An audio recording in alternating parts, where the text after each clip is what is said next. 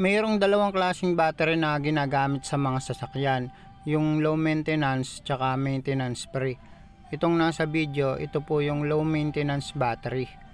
Ito nakasulat sa sticker niya, low maintenance. Kapag ka po kasi low maintenance battery, ibig sabihin yan kailangan dadagdagan mo pa siya ng tubig o distilled water. Ganito yung itsura ng takip niya mga papsena. May mga butas siya na maliliit. Kapag ka medyo long drive tayo, malayo yung biyahe, kumukulo yung tubig niyan sa loob tapos lumalabas po sa mga butas na maliliit na yan. Kaya nagbabawas ng tubig yung battery. Kapag ka po madalas gamitin sa sasakyan nyo tapos malalayo ang biyahe, kailangan mas madalas nyong i-check yung tubig ng battery kasi baka matuyuan po yan. Masisira po kagad yung battery na nabili nyo kahit bago pa po yan.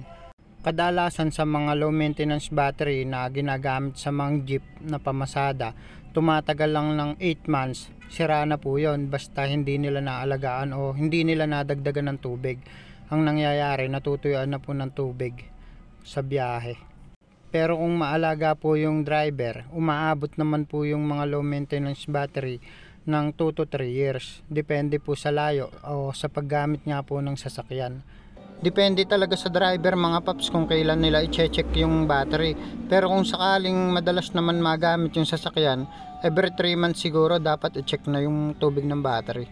So eto mga paps yung takip niya. Ayan. Kailangan kasi mga paps hanggang dito yung tubig sa dulo ng takip. Ayan na.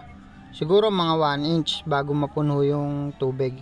Di naman kasi pwedeng apaw na apaw yung tubig niyan dahil aapaw nga po yung tubig niyan kapag kumulo na yung tubig ng battery. Para hindi masira yung plates ng battery, kailangan nakalubog siya sa tubig. Kapag kasi mga paps ginagamit natin yung battery tapos wala na pala siyang tubig sa loob, masisira po yung mga plates nun. Pag nasira po yun, syempre magkakaroon ng shorted. Kaya kung nangyari na natuyuan na ng tubig tapos tsaka pa lang natin nilagyan ng tubig, wala na po yun, sira na talaga yung battery. Ito naman mga paps, nagkakaroon siya ng battery corrosion. Ayan, yung parang nag-uumido o nag-aasin-asin, ganyan. Kapag lilinisin nyo siya, pwede nyo buhusan ng mainit na tubig, malulusaw na po kagad yon. Itong buong battery na to, pwede nyo siyang buhusan ng tubig, tapos sabunin nyo, brushin nyo. Pwede naman yon, wala namang problema kung mababasa yung battery na to. Tapos syempre punasan nyo lang ulit bago nyo isalpak sa sasakyan. Ito naman mga paps yung maintenance free na battery. Ito yung hindi na kailangan dagdagan ng tubig. Ayan o, maintenance free na kasi. Ibig sabihin, maintenance free. Maintenance free nga mga paps, hindi na kailangang i-maintenance. Tapos may nakalagay siya sa ibabaw na sticker, do not remove sticker. Ayan.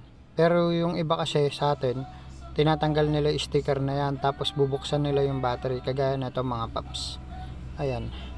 Makikita nyo yung mga takip nya. Ayan, 6 yung butas nyan mga paps. Ayan. Kapag may warranty pa yung battery nyo, huwag nyo pong bubuksan kasi mabovoid nga po yung warranty. Pero ito kasi junk na lang to kumbaga sira na rin yung battery, example lang to. Ngayon gamit tayo ng flat screw, pwede nyo ring silipin yung tubig nya sa loob. Mayroon kasing ibang mga gumagamit ng sasakyan, ganito ginagawa, bubuksan nila yung battery daw tapos sasalinan ulit nila ng distilled water o kaya battery solution, pinapalitan nila ng tubig ng battery, tatapon nila lahat yan, ganon.